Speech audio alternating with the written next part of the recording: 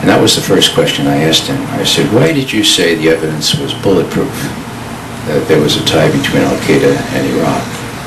And he sort of danced around and made the mistake of saying, well, now apparently there were no weapons of mass destruction in Iraq.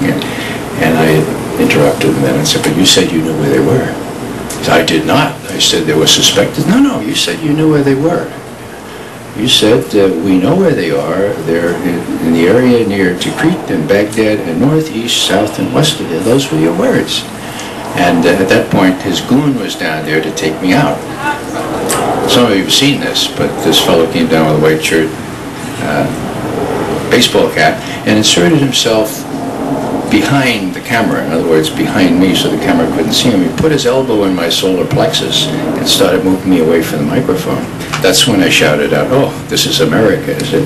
And Rumsfeld looked down, and you could see him on the tape, and said, what do I do, you know? And he said, no, let him stay a second. And that parlayed into another 2 minutes. Now, I get on Paula's on that night, and she said, well, Mr. McGovern, doesn't Secretary Rumsfeld deserve any credit for letting you speak longer? So I said, well, you know, initially I thought so. Initially I thought, well, this is pretty decent. He's going to let me finish my...